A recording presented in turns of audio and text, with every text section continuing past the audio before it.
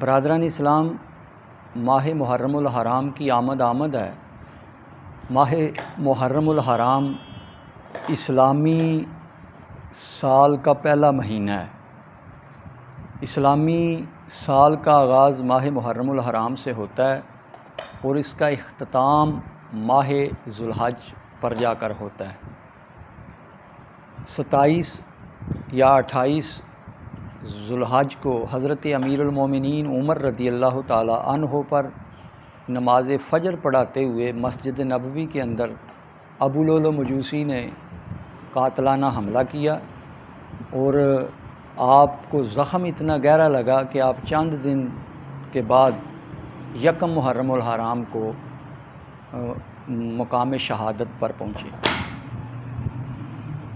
ماہ محرم الحرام کا آغاز بھی حضرت عمر کی شہادت سے ہوتا ہے اور ماہ ذو الحج کا اختتام بھی حضرت عمر رضی اللہ تعالی عنہ پر ہوتا ہے۔ تو حضرت عمر رضی اللہ تعالی عنہ آپ وہ شخصیت ہیں کہ جن کو اللہ کے محبوب صلی اللہ علیہ وسلم نے اللہ سے مانگ کر لیا۔ حضرت عمر رضی اللہ تعالیٰ عنہ رسول اللہ صلی اللہ علیہ وسلم کے قتل کا ارادہ کر کے نعوذ باللہ من ذالک گھر سے نکلے ہیں اور ادھر دار بنی ارقم کے اندر جو صحابہ کی تبلیغ کا مرکز تھا تو وہاں پر رسول اللہ صلی اللہ علیہ وسلم نے دعا مانگی، اللہم اعز الاسلام بعمر بن الخطاب، اے اللہ عمر ابن خطاب کے ذریعے اسلام کو عزت عطا فرما، عمر ابن خطاب کے ذریعے اسلام کو غلبہ عطا فرما۔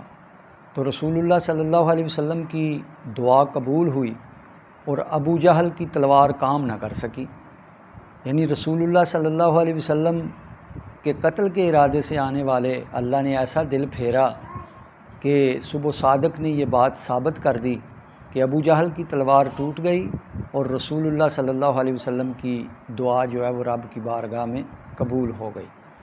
تو دعائیں وہ کام کر دیتی ہیں جو کبھی تلواریں نہیں کرتی۔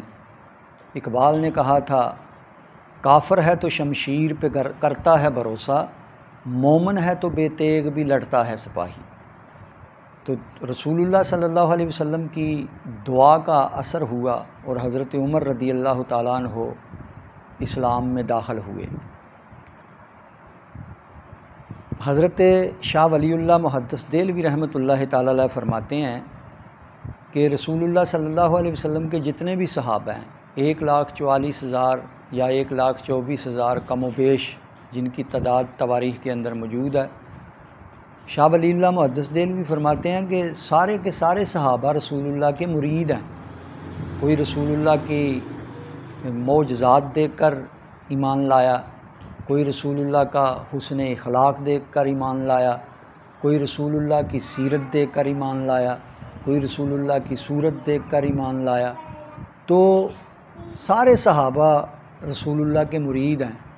تنہا فاروق اعظم رسول اللہ کی مراد ہیں کہ رسول اللہ صلی اللہ علیہ وسلم نے اللہ سے مانگ کر لیا اور ان کے لیے دعا فرمائی ہے کہ اے اللہ عمر کے ذریعے اسلام کو عزت عطا فرما۔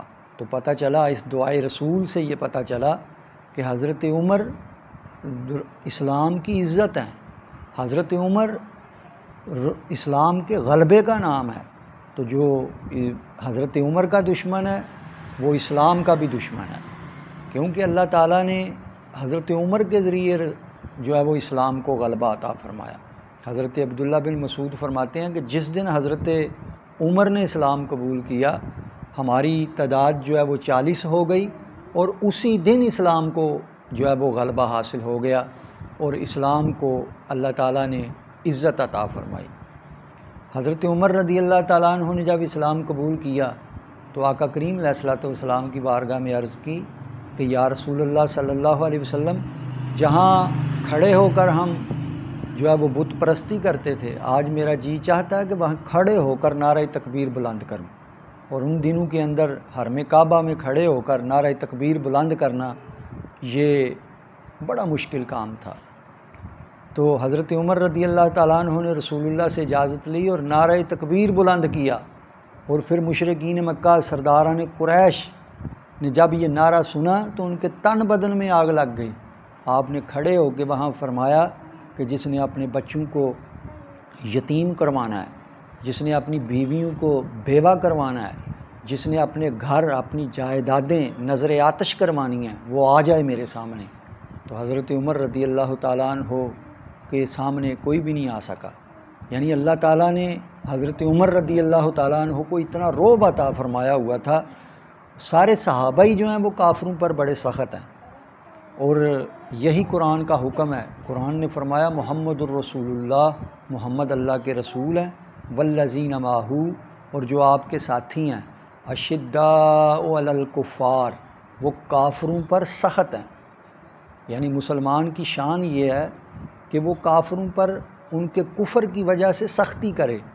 مسلمان کافروں پر سخت ہیں اور آپس میں بڑے نرم ہیں۔ رحماء بینہم، اشداء علی الکفار، وہ کافروں پر سخت ہیں، اور رحماء بینہم، اور آپس میں بڑے نرم ہیں۔ یہ مسلمانوں کی ایک پہچان ہے، اور یہ مسلمانوں کی ایک شان ہے کہ وہ جب آپس میں بیٹھتے ہیں تو وہ بڑے نرم ہیں۔ وہ اقبال نے کہا تھا نا، ہو ہلکا یاراں تو اب ریشم کی طرح نرم، اور رزم حق و باطل ہو تو فولاد ہے مومن۔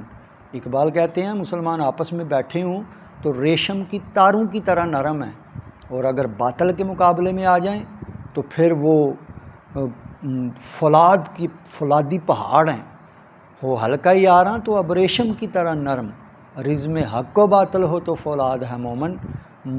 کافر کے مقابلے میں مومن ایٹم بم ہے، فولادی پہاڑ ہے، اور آپس میں ریشم کی تاروں کی طرح نرم ہے۔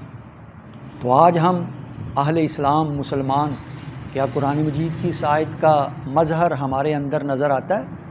آج ہماری ہمدردیاں غیروں کے لیے، آج ساری نرمیاں اغیار کے لیے، اور اپنوں کے لیے اپنوں کا ہم خون بہا دیتے ہیں۔ ہندوؤں کے لیے ہماری ہمدردیاں، سکھوں کے لیے ہماری ہمدردیاں، اور ہمارے حکمران جو ہیں وہ آج سکھوں کے لیے کرتارپور بارڈر کھولتے ہیں، اور ہندوؤں کے لیے جو ہے وہ مندر تعمیر کرتے ہیں، اور اپنوں کے ساتھ کیا کرتے ہیں؟ اپنوں کو گولیاں مارتے ہیں، اور جو ہے وہ کتنے جو ہے وہ سینکڑوں لاشیں گرا دیتے ہیں۔ ہم آج قرآن کی آیت کا الٹ ہیں۔ مسلمان کی شان یہ ہے کہ وہ کافروں پر سخت ہے اور آپس میں بڑے نرم ہیں، لیکن آج ہم اس کا الٹ ہیں، ہم اپنوں پہ سخت ہیں اور غیروں کے لیے ہم نرم ہیں۔ تو اسی لیے جو ہے وہ یہ امت کمزور ہے، اسی لیے مسلمان ذلت و رسوائی کا شکار ہیں۔ تو برادران اسلام، سارے صحابہ رسول اللہ صلی اللہ علیہ وسلم کے کافروں پر سخت تھے، لیکن پوری طریقے صحابیت میں جو سب سے زیادہ کافروں پر سخت تھے وہ حضرت عمر ہیں۔ اور آپ اس کی دلیل یہ ہے کہ سب سے بڑا کافر کون ہے؟ شیطان۔ ابا واستکبر وکان من الکافرین، اس نے تکبر کیا اور وہ کافروں میں سے ہو گیا۔ تو اس نے کفر کہاں کیا؟ اللہ کی جنت میں۔ اور یہ ایسا کافر ہے جس نے لکھوں کھا کو کافر بنا دیا، اور یہ ایسا اللہ نے اس کو قوت دی ہے کہ ایک آن میں، ایک گھڑی میں ساری دنیا کا چکر لگا لیتا ہے، انسان کی رگوں کے اندر دوڑتا ہے، اور اتنی قوتوں اور اتنی طاقتوں کے باوجود اس کی حیثیت کیا ہے؟ رسول اللہ فرماتے ہیں شیطان یفر من ذل عمر، میرے عمر کے سائے سے شیطان بھی بھاگتا ہے۔ تو جب سب سے بڑا کافر جس نے اللہ کی بارگاہ میں کفر کیا، اللہ کی بارگاہ میں کھڑے ہو کر انکار کیا اور کافروں میں سے ہو گیا، وہ کافر جو ہے اس کی حیثیت حضرت عمر کے سامنے کیا ہے کہ رسول اللہ فرماتے ہیں جہاں سے میرا عمر گزر جائے وہاں عمر کے سائے سے شیطان بھی بھاگتا ہے۔ تو اب آپ اندازہ کریں کہ جب سب سے بڑا شیطان حضرت عمر کے سائے سے بھاگتا ہے تو چھوٹے چھوٹے شتونگڑوں کی حیثیت ہی کیا ہے؟ تو سب سے زیادہ جو کفار پر بھاری ہیں اور کفار پر جن کا رعب ہے وہ حضرت عمر رضی اللہ تعالیٰ عنہ ہیں۔ تو برادران اسلام، حضرت عمر رضی اللہ تعالیٰ عنہ حالت نماز میں جو ہے وہ آپ پر قاتلانہ حملہ ہوا، اور یکم محرم الحرام کو آپ کی شہادت ہوئی۔ حضرت عمر رضی اللہ تعالیٰ عنہ آپ نے آپ کی کئی یادگاریں آج بھی قائم ہیں۔ نماز تراویح یہ بھی حضرت عمر رضی اللہ تعالی عنہ کی یادگار ہے۔ سن ہجری یہ بھی حضرت عمر رضی اللہ تعالی عنہ کی یادگار ہے۔ اور حضرت عمر رضی اللہ تعالیٰ عنہ کے زمانے میں اسلام اتنی تیزی سے پھیلا ہے کہ دن چڑھتا تھا خبر آ جاتی تھی فلاں ملک فتح ہو گیا، سورج غروب ہوتا تھا خبر آ جاتی تھی فلاں ملک فتح ہو گیا۔ بڑی بڑی سپر پاوریں حضرت عمر رضی اللہ تعالیٰ عنہ کے دور میں جو ہیں وہ صحابہ نے اپنی جوتی کی نوک پہ رکھ کے ان کو فتح کیا ہے۔